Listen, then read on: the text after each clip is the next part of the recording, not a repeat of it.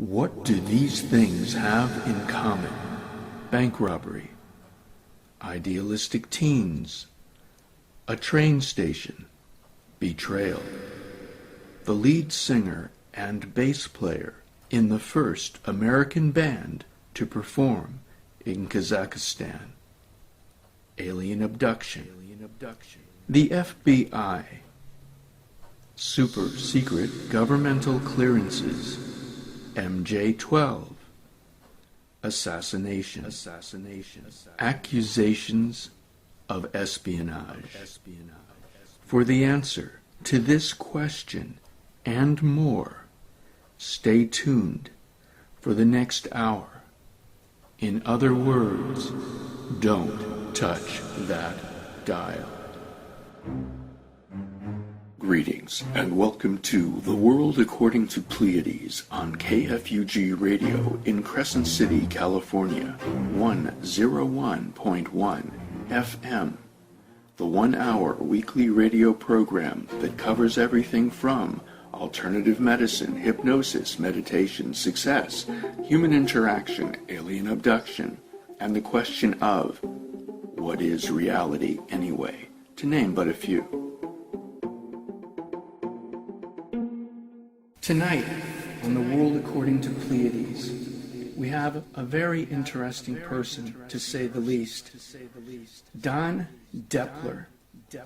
And rather than going into a long history and explanation of who Dondep is, I would rather that Mr. Depler actually, through the course of this interview, help describe that himself. And so the question is, who is Dondep? And, well, Don, thank you very much for being here on The World According to Pleiades. And tell me briefly a little about your background. Now, I understand you were a successful bank robber and self-identified revolutionary. Then years later, you got into trouble with the FBI again when you were charged with being a spy for East Germany.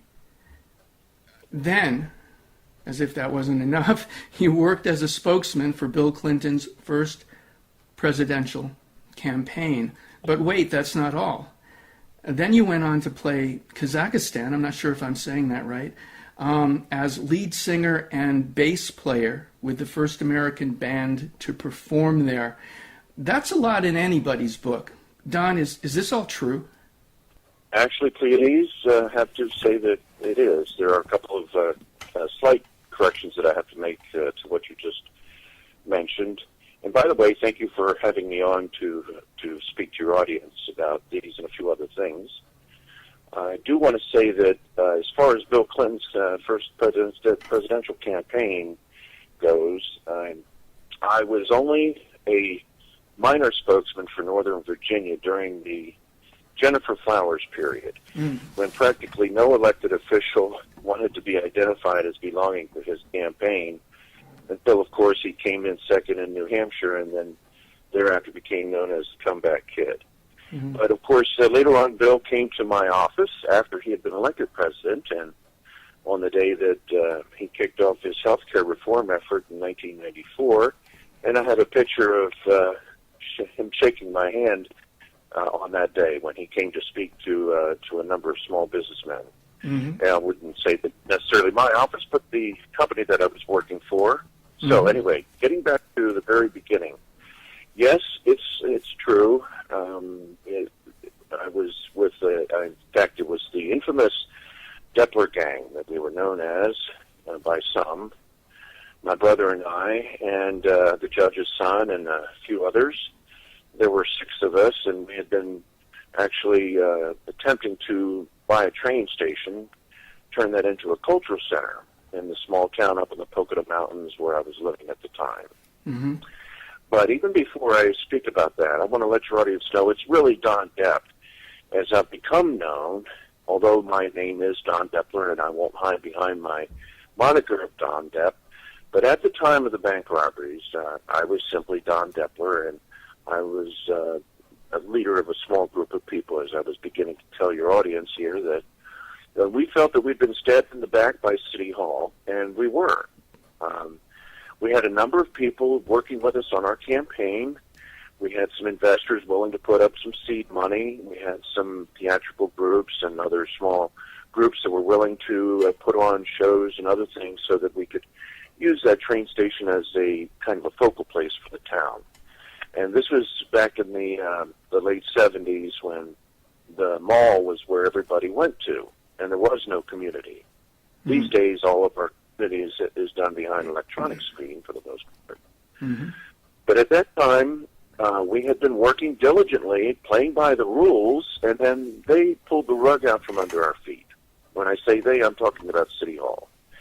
First, when it became evident that our little movement was gaining some traction and we were getting some media coverage, the town manager called me in for a meeting, and I thought, well, this is good. We're going to have some heart-to-heart talks about what our plans were for the station. But no, he didn't want to talk about that. He had a file folder already prepared, and a number of exaggerations, some outright lies, like I've been a member of the Communist Party. No, this is not technically true. I was a member of the Young Marxist League when I was a teenager. That's true. Of course, I was still a teenager at the time all of that happened. So he was telling me that if I didn't back off and tell my group not to go through with this, because we were apparently disturbing their cozy little arrangement they had made with another company to purchase that train station mm-hmm. and to turn it into a restaurant. And we had other plans, of course, but at that point I told him, well, you do what you have to do because I'm going to do what I have to do. And I walked out of that particular meeting. And so what they did is they called a secret meeting before the big public meeting at which this was all going to be debated before the public, because they were probably convinced that by that time, if they had allowed that to go forward, they would lose the battle, and probably we would end up making a good case, which we intended to do, and to turn that train station into a cultural center for the town, mm-hmm. not for a bunch of rich New Yorkers to come down and have dinner amongst the hoi polloi. Okay, so that was one of my first fights with City Hall, mm-hmm. and we were betrayed. Mm-hmm. Go ahead. You were going to. Oh, I was just going to say. So you were evil to begin with. Yeah, that's. I've always been the one to fight the power. I've always been one to ask the next question why. It wasn't because I just wanted to stir things up. Mm-hmm. It really goes back to an attempt to get to the answer as to why things were they were, because I've just never been satisfied with what the explanations that I've been given by authority in any field, no matter what. And of course, that's a good thing when you're going to school, at least to a school where they teach you how to think critically.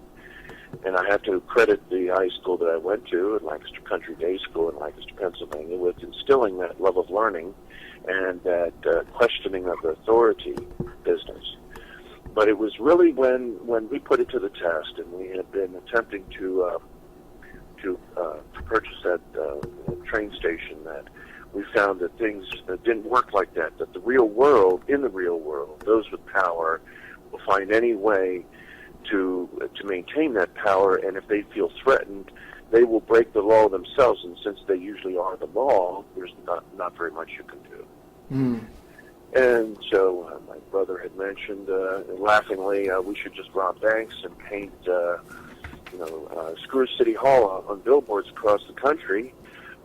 First I laughed that off, but as I go on to say on my website, there was more to it than that, of course, but to make a long story short, and it is rather a long story, but we ended up robbing first one bank, and then it cost a lot of money to be on the run. We spent all of that money, and tens of thousands of dollars, and then we had to go to another bank. Well, by the time we got to the second bank, we had to steal a toy gun and call a taxi cab to rob that one, and we got away with that. We figured that we were either going to be caught or we were going to be killed. But we couldn't go back, as it were. Mm-hmm. So what I ended up doing as a result is negotiating a surrender for us. Although the judge's son and his girlfriend, who he married later, they went off separately. Their father had been involved in the the underworld, so to speak, and he had been able to get them jobs out west as tour guides, and they ended up coming back in out from the cold, and they did their time. We were all basically idealistic teenagers. None of us was over 20 when any of this happened, but that's what ends up happening. And we were very fortunate that we weren't sent up the river for a long period of time, and that as a result of going through the surrender process, we were able to avoid that. And then later on, I did receive executive clemency from the governor, which means that I now have my political rights back. Okay, wow. Now, that was the story of that's the very short version of the bank robberies, the last bank robberies. First, it was the political party, the last political party that I established in Lancaster, which was a tongue-in-cheek term for Local Association of Sovereign Trust, which is a mockery of the name of the bank. And, of course, we are all sovereign individuals, as conspiracy theorists worldwide will remind everybody. And as sovereign individuals, we have that power ourselves. But that was the original formation, was a political party. And then for the attempt to purchase a train station, it became the last corporation. Again, Local Association of Sovereign Trust. And then finally, the last gang. And by that point, there's no point in registering anything official about it. But that was the last episodes of my life, tongue-in-cheek there. And then after I'd served my time, and we got out, and my brother and I, we went to take a look, and the bank was still there. I mean, rather, the train station was still there, because the ex-mayor, who had been one of our team, of course, before the bank robberies, that is, had made sure that the New York restaurant group was unable to put their plan into action, and even the Chamber of Commerce had phoned me as we were on our way out the door for the first bank robbery to ask me if I would head up a task force on establishing a culture center, because I think they saw the value in that. But to jump ahead to the next moment, it was years later, after I'd been pardoned and come to live in the Washington, D.C. area, that one of my fascinations being Germany and how a city could be divided by ideology, I'd written off to both West Germany and East Germany. And the first time I'd done that was while I was serving my time, working as a prison librarian. So years later, I was still fascinated, and I wrote to them again, not to the same addresses, but I was always fascinated by the city of Berlin. And in fact, I went to visit it with my then fiance at the time, right then at the Millennial New Year's. And we arrived there at Tempelhof, Germany, in Berlin, right with, only a few minutes before the New Year's celebration, the New Year's countdown began. We rushed right off to the Brandenburg Gate, and, well, anyway, again, I'm skipping ahead of the story, but the point I was trying to make is that while I had been working in the Washington area, a gentleman had come in who seemed to only speak German. And since the hardware store, the company that I worked for, we sold over the counter to various embassies. Being Washington, all the embassies of the world have an embassy there, so they asked me to come out and help the man, and I did, and I spoke a little German because I tried to teach myself German.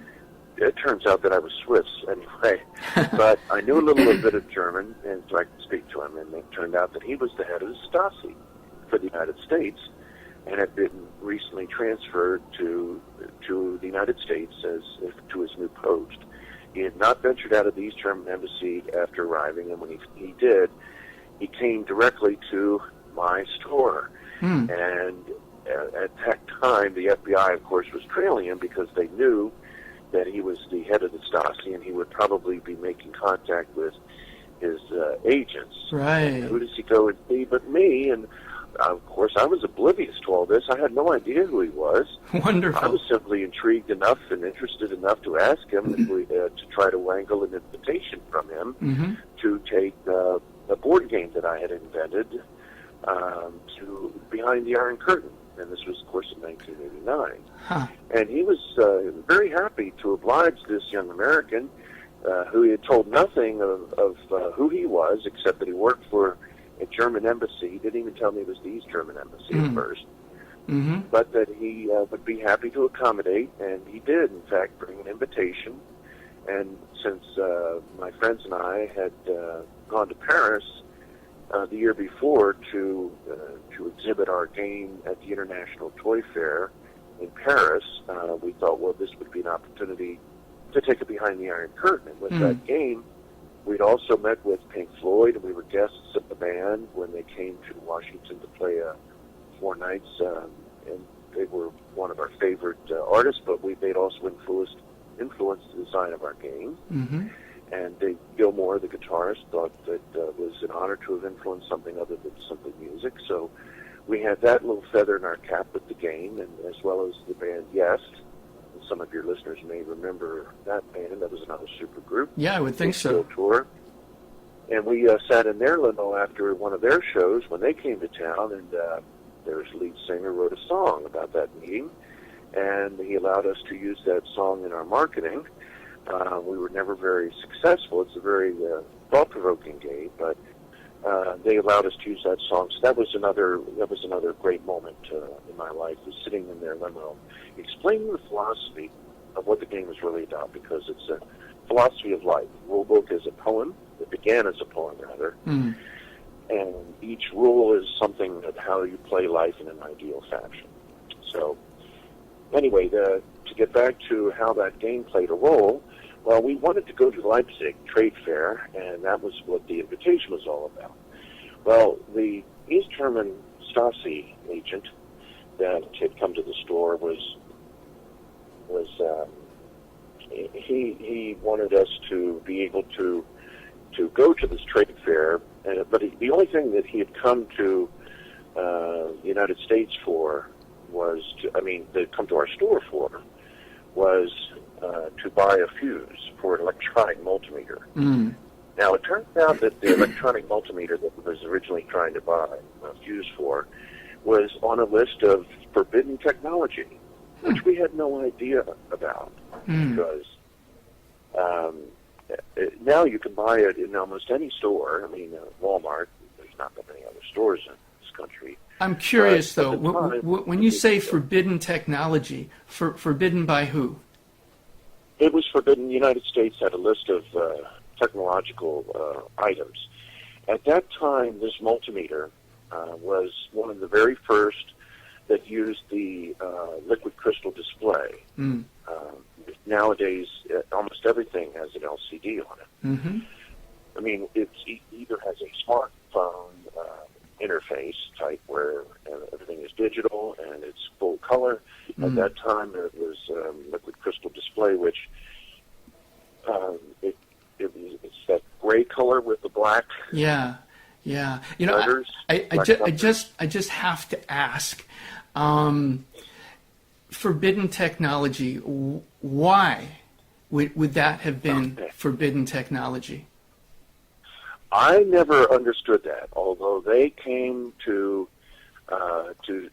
lecture us, and everybody had to sit through a 2-hour seminar after it discovered that I was not a spy, but that they would try to recruit idealistic young people. Yeah.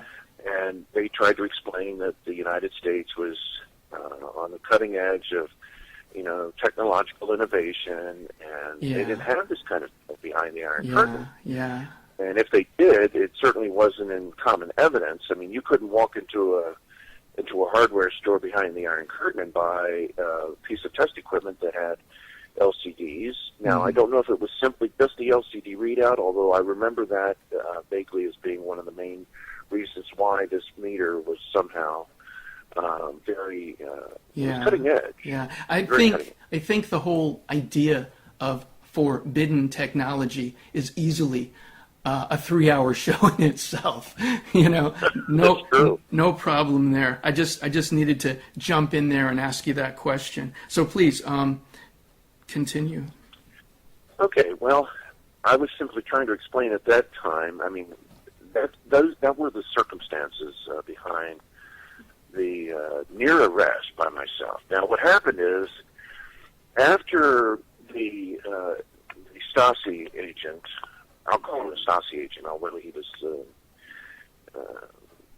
was head of the Stasi for the United States. But after that episode, when he came into the store and he needed to order a replacement fuse, and I said, okay, I would call him. And then when he came back the second time, he brought an L.A.S.T video club bag, I'll never forget, with not only the invitation, but some propaganda. I'll admit that it was propaganda, because that's, of course, what they try to cast East Germany in a good light and say, come and visit, and this is what we look like, this is what we're about, and, you know, we want to lift up the common man. Of course, this was propaganda, but it had a lot of pictures, and it had a lot of explanations of what they did. It was in English, and I was looking forward to reading up about what life was like, even if it was only through official eyes in East Germany.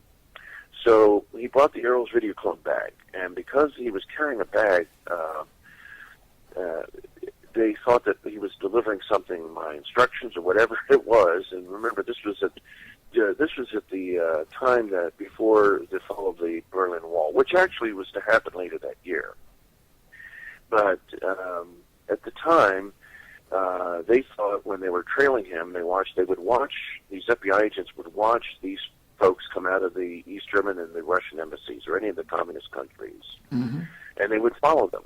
Now, the Russian, the guy that would buy tools for the Russian embassy, when he would come in, everybody knew him, and he had an FBI tail that would be following behind him, and it was pretty much understood, but nobody had ever stopped to think, well, the East Germans are communists, so they're probably going to have a tail as well. It just didn't cross our minds that he would have somebody, at least one agent, following him.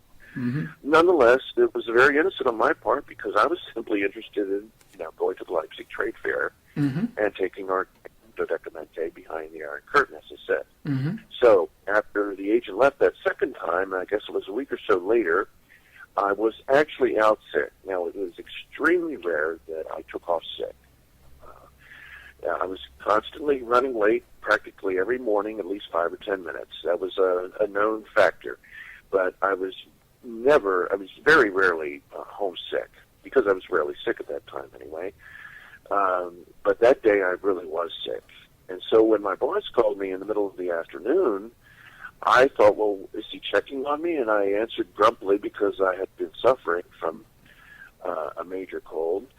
And I answered the phone, and I started off by, when he said who he was, and I started to say, well, you know that I'm sick at home. I wouldn't have, I would have come in if I didn't feel that I probably would, it was contagious. And he said, no. He said, I have no problem with that. Obviously you're sick, and that's not why I'm calling. I'm calling because obviously you must have done something much more than you're not just sick. But what is the FBI doing here? They have blocked off your office. There's police tape around it. Nobody can go in. They've taken everything out of the drawers. They're asking all the rest of the guys on the sales floor questions about your habits and so forth. And I said, what? I just shut up straight in bed. I remember that. And he said, yes, you need to talk to the agent, Special Agent Gerlach. And he gave me his card. I believe that was his name. Now, I get my FBI agents confused, because there was one who was in charge of the case investigating us for the bank robberies, and we said, right when we surrendered, before we actually went in to serve our time, we all sat around drinking coffee, and they had tons of questions, because I always stayed a step ahead of the FBI. I knew how to do that. I knew how they would think, and they respected that, even though, of course, their job was to catch us.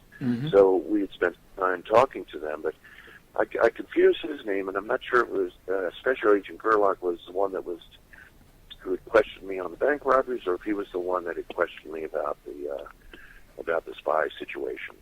Well, I said, well, let me talk to him. He said, no, they've left, but he left his number. He wants to talk to you immediately. So, of course, I called, and the agent answered, and I said who I was, and he started questioning me, and I guess it became evident within a few minutes that I was not working as a spy for East Germany. It was completely blown out of proportion, and as a result, they simply made sure that they could come in and talk to everybody. They had to do it over a couple of shifts, and they had us go through this long seminar about how communist agents would try to recruit idealistic young people such as myself. Mm-hmm. And of course, they never let me live that one down because he only had to go through that because I had an interest in going to East Germany. Right. But that was a story about how I came to almost be arrested as a spy for East Germany. Making friends wherever you go.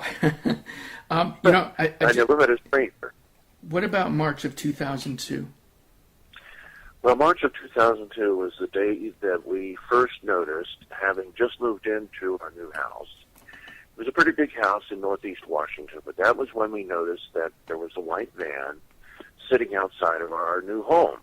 Actually, it was not a new house, but it was a rather old neighborhood, but it was new to us, and the engine was always running, and there was always a driver behind the wheel, and it was there night and day, and it only seemed to leave for a couple of hours at a time. Now, there was another car that was also out there at the same time. We called him the sleeper, and he only showed up at night, and he was parked there too. And we think that it was somebody that just slept in his car because the house was at the corner where we had a little short park, a small park across the street on the one side. Catty corner was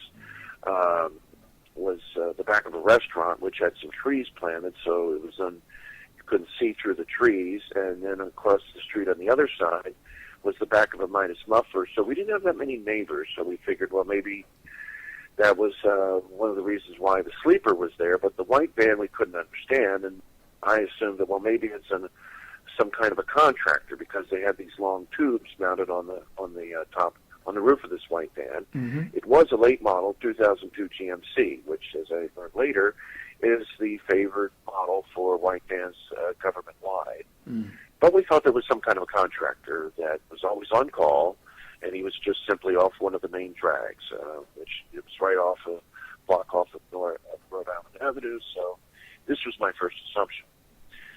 However, as time went along, we noticed that it was there all the time, and it was during the day, seemed to be the same driver, and how could it be? This was just getting ridiculous, and that's when I was actually doing a lot of digging into the background of this person, who it turns out to be Dan Burrish, the infamous microbiologist who was the personal attending doctor, if you would, to the alien that was housed by the U.S. government from Zeta Reticuli, known as a J-Rod. His personal secret name was Kaela, but he was the one that was kept at Area 51. Technically speaking, it was the S4 facility at Area 51. Mm.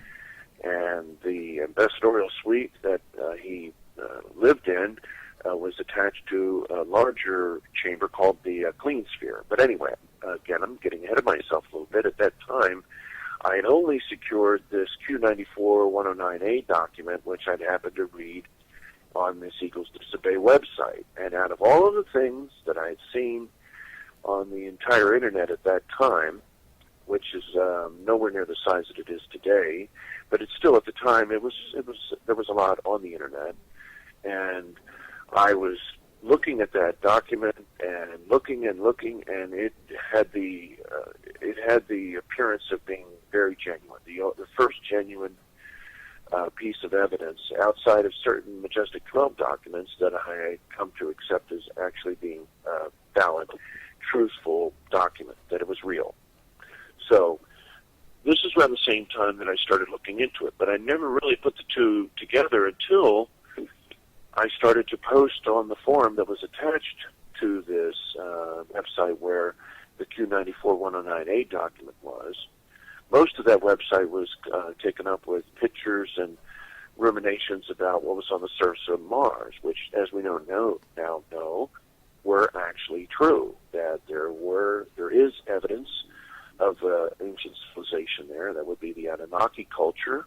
Actually, technically speaking, the Anunnaki on Mars were called Ijiji, and Zechariah Sitchin is the foremost authority on this. Mm-hmm.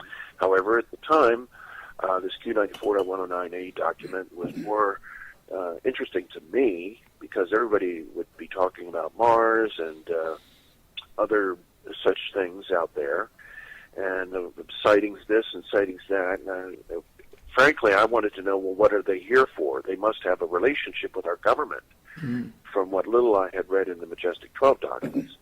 Now, well, here was the first Don, yes. I just want to jump in for any listeners that might not be aware. Well, first I want to say today we're speaking with Dondep. And for the listeners who might not be aware, what is Majestic 12?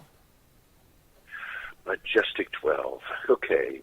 Many listeners are probably familiar with, at least with the term Majestic 12 or MJ12, because it has reared its head in many popular movies, especially ones having to do with aliens and UFOs. So this is not a fiction. Was the real organization. Exactly. This is not a fiction that was just created by Hollywood. You're saying this is actually real.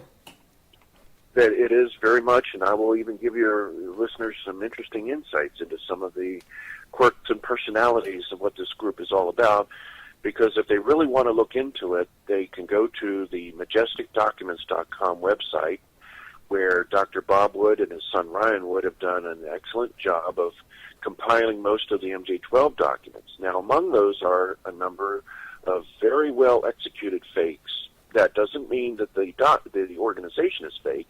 It means that there was a very carefully calculated plot to forge documents that are very similar to the real thing, talking about a real organization, so that by the time these documents would be discovered to be forgeries, the audience that would hear about this would say, forgeries, and they would toss the baby out with the bathwater so that nobody would come to believe that such a group as MJ12 actually exists.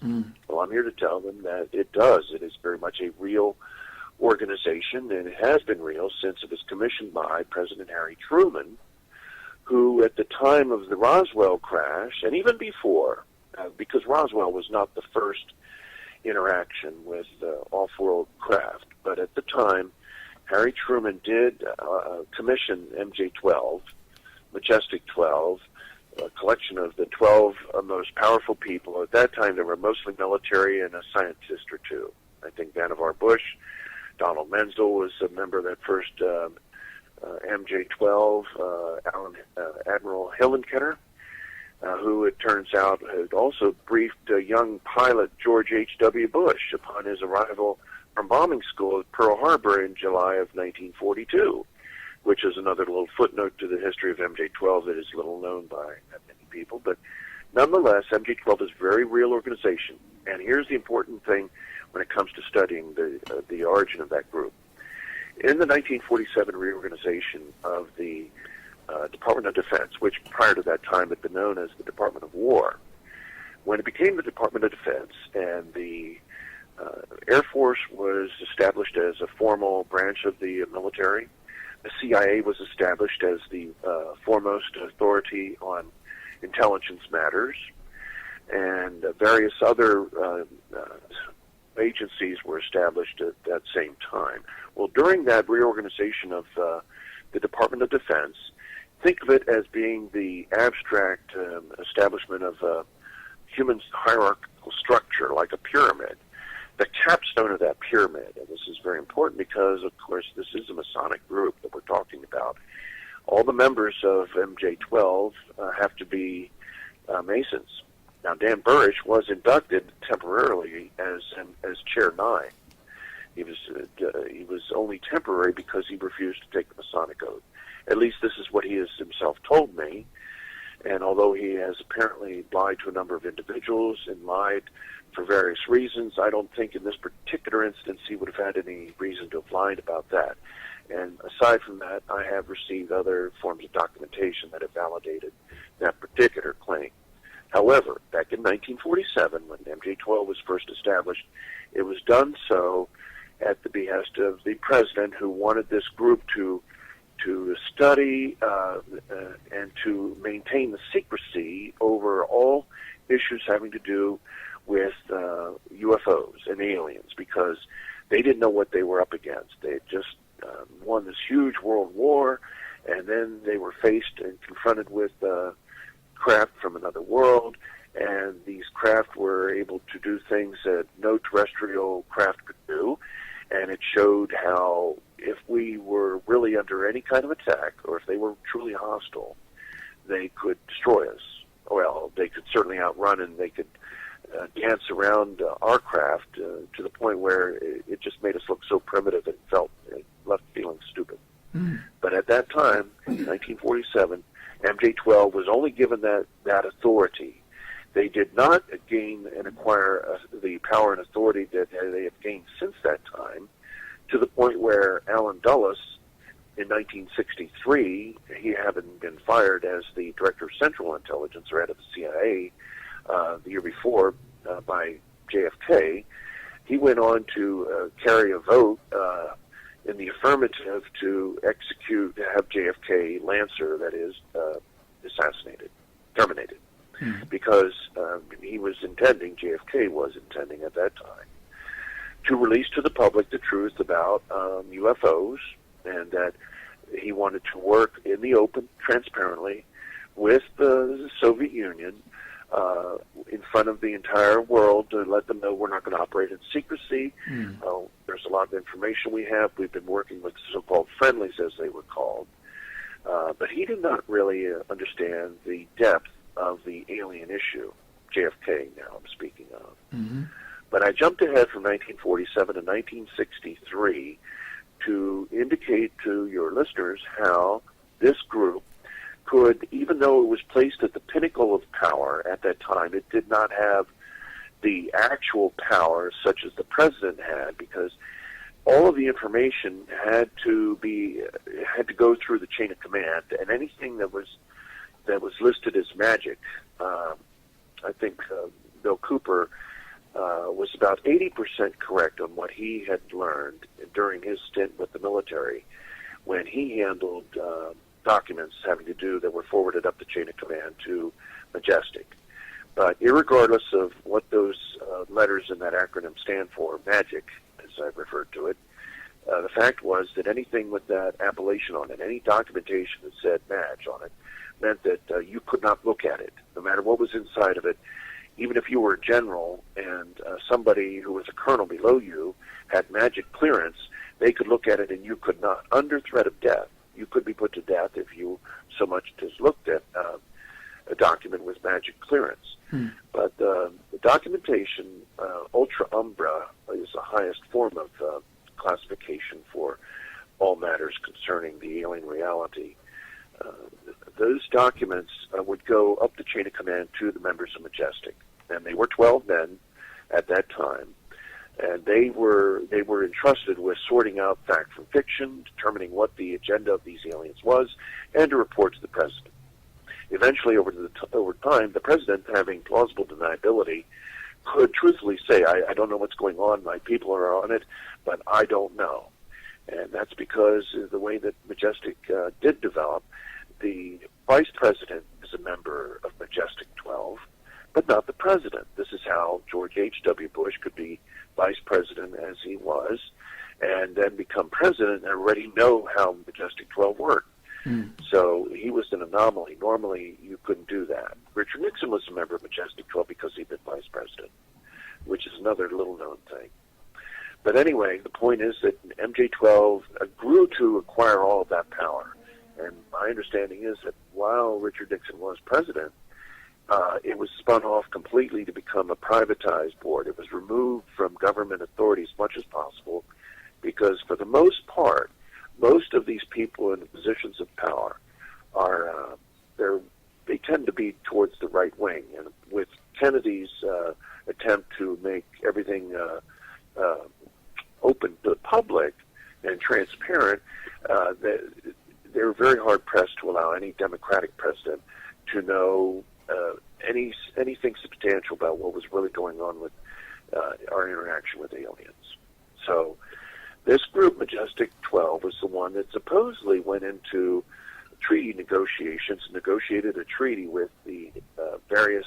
Now, there were two factions of aliens. Let me put it this way. Because of our status as soul ranch or soul garden where we're operating as like a laboratory. These treaties really had no effect. They were really for the edification of these powerful poobahs in Majestic 12 who thought that they were the be-all and end-all of power on Earth. And just because they had access, were privy to all the secrets about aliens, and they had an alien in their care stationed at S4, Area 51 area, they thought they were all that, and they certainly weren't. But the aliens had let them think that they had that power. But normally, a treaty could not be signed with aliens or any other terrestrial group, Russians, Chinese, Zeta Reticulans, Pleiadians, unless they have the two-thirds consent of the U.S. Senate. And no alien treaty, to the best of my mind, and I have queried Senate Majority Leader Harry Reid about this, and I do have documents from Harry Reid to Dan Burrish congratulating him on his advancements through his various academic career stages of various degrees that he's received and kudos that he's received from NASA and so forth. But without digressing too much with what I'm trying to convey to the audience about the people behind the scenes that were negotiating, simply put, Majestic 12 had these treaties that they negotiated every 9 years that they signed for on behalf of the human race, in which they supposedly gave permission to the aliens to abduct humans, a certain number of them, and so forth. Now, it's true that the Zeta Reticulans do have to let the human power structure know who they're taking off-world and when they return them, like checking us out, like a library book when they take us off-world. And Majestic 12 does control that interaction, but these treaties were never validated by the Senate. And for that matter, they didn't even have to be validated at all, because every time that a human was abducted by a Zeta Reticulan, any time that they were abducted with the attempt to, or the goal of taking genetic material from them, it was only done not just with the permission, but with the actual volunteering by the human soul to volunteer their genetic material for the flesh suit that they housed. And I call them flesh suits, not to be cute, but because when you start to think of it in terms of humans being souls piloting flesh suits, then it's easier to understand the origin and destiny of humanity, really. It may sound like a pretty grandiose statement, but that is really the extent of it. So anyway, Majestic 12, they are the gatekeepers, I guess, and they thought they had to give permission to the aliens to take a certain number of us away for abductions, but they didn't really need Majestic 12's permission. They did it anyway. In fact, they were taking more for the purposes of taking pregnancies after the third or fourth month, and then those pregnancies would then be relocated to what do you call it, an incubator on at several of these alien bases that are stationed around Earth. There's one in the Gobi Desert. There's one big one off of underwater near Catalina Island off of the California coast. And, of course, the largest one of all is between Mars and Jupiter in the asteroid belt.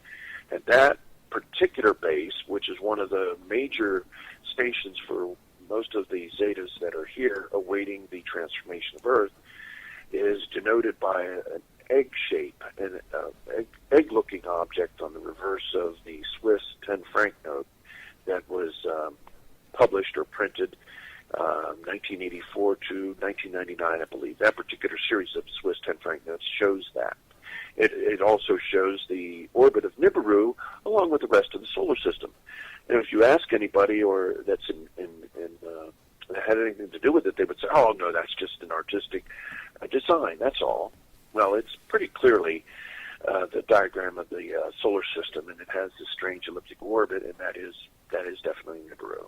Now, Don. Anyway, Don, I think I'm advancing a little far afield here. Don, I'd like Go to. ahead, please interrupt. Well, one of the things is basically this show won't, in my mind, really be about convincing the convinced, because they're already there. They have a good or a fairly good grasp on some of the things you're talking about.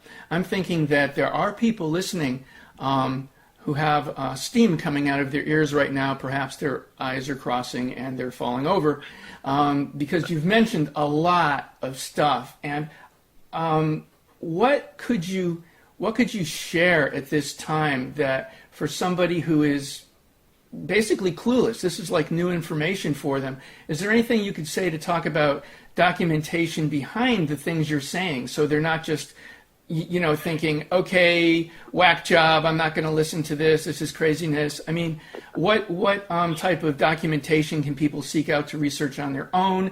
What is your personal background in researching this information? Please. Okay. Well, the first document that I would direct them to is the one document that I personally am responsible for securing on behalf of the human race. And yes, I'm proud of the fact that I was able to at least get this. I had authored and had Dan Burrish sign for, on behalf of Majestic 12, the affidavit. It's in two forms. It is in the form of a Form 255. Now, this is very important. This is not some arcane form number. This is a very important number. Form 255, Request to Admit. It is the same thing as an affidavit entered into a real court case in the Federal Court of Canada. The Form 255 Request to Admit that I authored, which is at danburrish.info.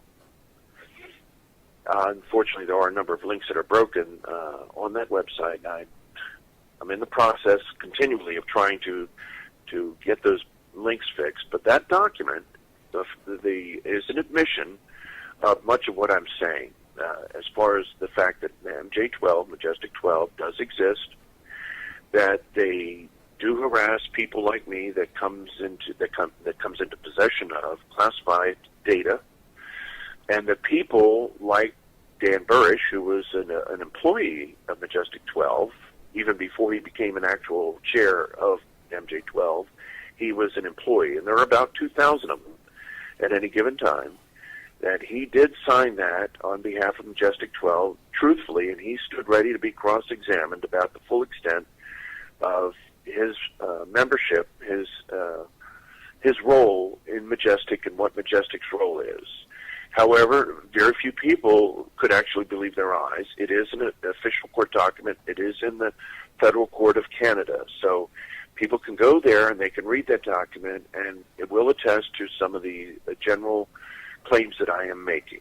Now, aside from that, this is what is important when it comes to documentary evidence.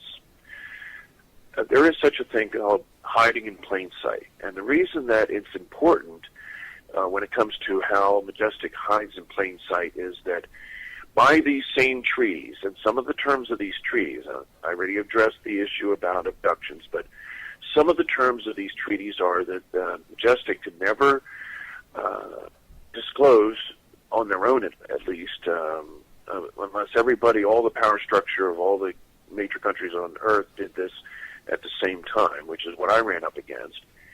They're not allowed to tell these things outright to the public because of the panic, because of fear of panic. Not the fear of panic that aliens exist.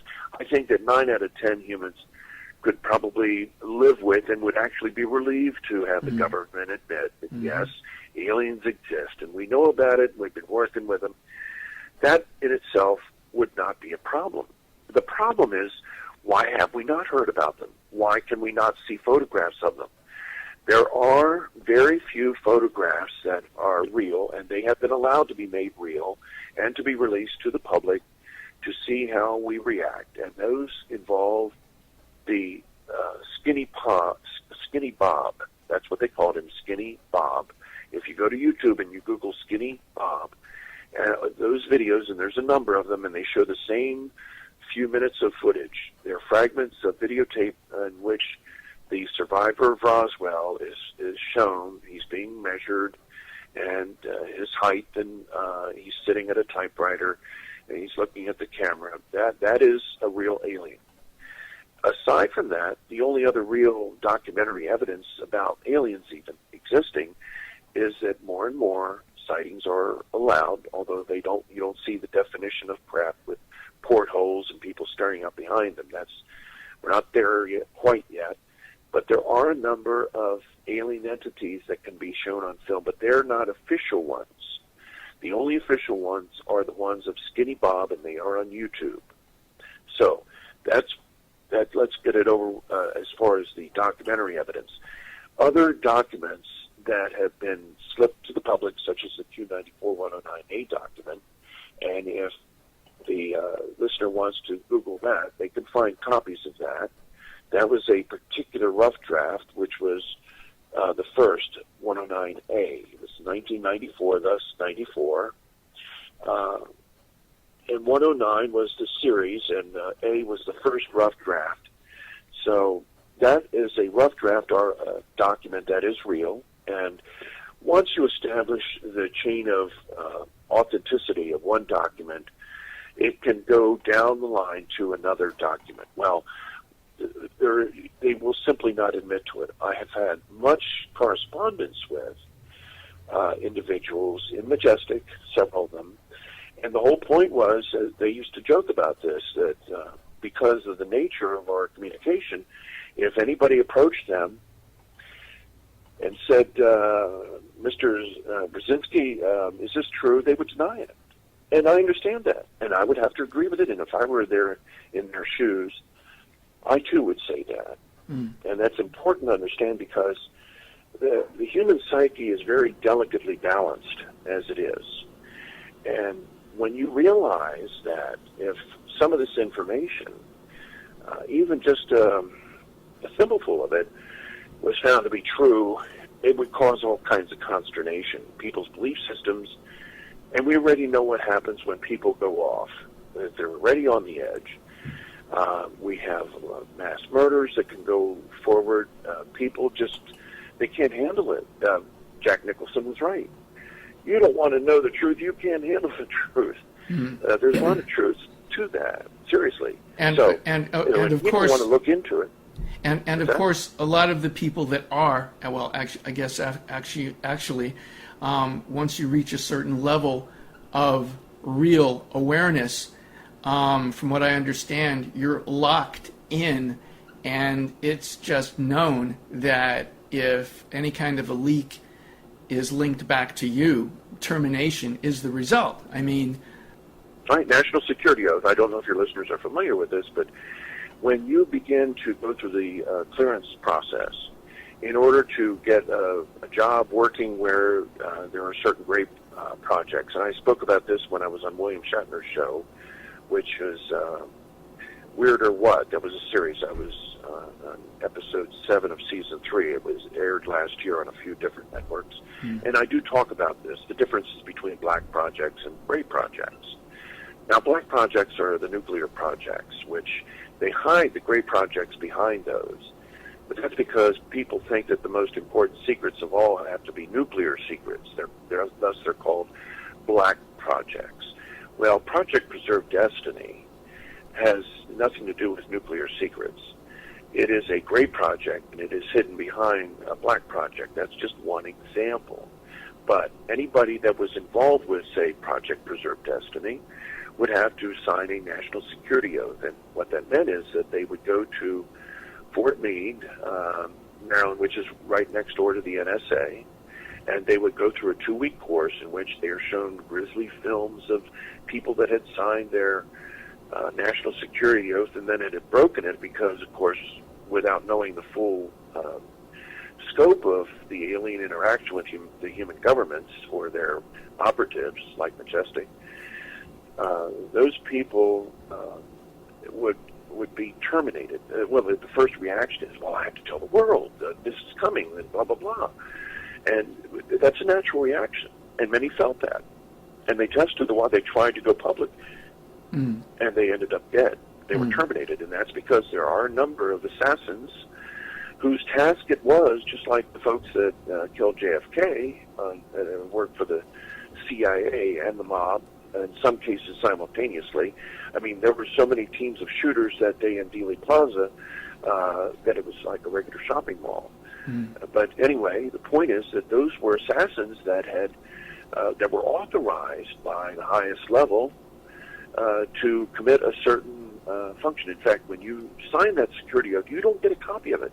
You're not allowed to even say what is in that document. It's a very official ceremony when you go up to sign it. And you step up onto like a platform, a raised dais, and there's flags and everything, and it's a big ceremony when you sign the document, and that's it. You walk away, and you know that if you ever try to say anything about what you're learning, that you have given, by your signature, the authority to an assassin to come after you and kill you if you even attempt to go and talk to the media about it. And the media is totally controlled, as most people do know. It's controlled, and there's, even if you try to go to the media, unless they want to talk about it, they won't let you talk about it. It's part of their agenda, too. Right. Many of those people are also sworn to secrecy that have to report on these things so they know what they can and cannot say. I hope that that conveys the understanding that a listener might have when it comes to, why doesn't somebody just blow the whistle? Why have we not heard from these whistleblowers? We have heard whistleblowers from what about Snowden? Wasn't he a big whistleblower at all? That's true. But I don't think Snowden, even as much as he knew, he was simply an analyst. And I don't want to say simply, the man is a hero, at least in my book. But the people that had to sign these documents that swore themselves to secrecy, they knew that even if they tried to say anything about it, that they would wind up dead. And in various ways. And in fact, one of the people that who was able to validate for me, I met him at a UFOR book sale. I call it UFOR book sale because the term used amongst the Black Ops agents or people that are into UFOs and aliens, they're called derisively UFOs. So I was at this particular, I think it was Fund for UFO Research, and I just happened to be there with a friend of mine. I didn't really haunt these things, but I'd go to one on occasion with a friend of mine. And I was with him, and I chanced upon a couple of tables piled out with books. There was Bruce Maccabee and Kevin Randall, I think. I got into an argument about the existence of MK12, and ironically. And this gentleman overheard it, and as I walked away, he said, you want to get together and talk? There's Denny's across the street. I'd like to talk with you. So I said, well, sure, why not? And my other friend left and went his way, and I went and sat down at Denny's, and I got to know this man. He was an employee of the Department of Energy. Now, because the Department of Energy is intricately involved with some of the great projects when it comes to... Don, we're all out of time for today, and I sincerely want to thank you for being here. Well, thank you for having me, Pleiades. We have barely scratched the surface, but perhaps at another time in the near future, we can go to the next chapter. And I know we have barely scratched the surface. You are literally a wealth and a world of information. And we'll be talking about when we can get together to schedule our next interview. Dondep, thank you for being here.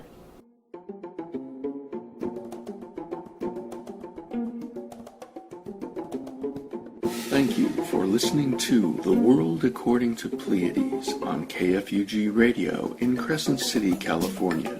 If you have any topics you'd like covered, or you feel you have the potential to make a good interviewee, please send your suggestions and or information to KFUG Radio, 270 I Street, Crescent City, California, 95531. Attention, Pleiades.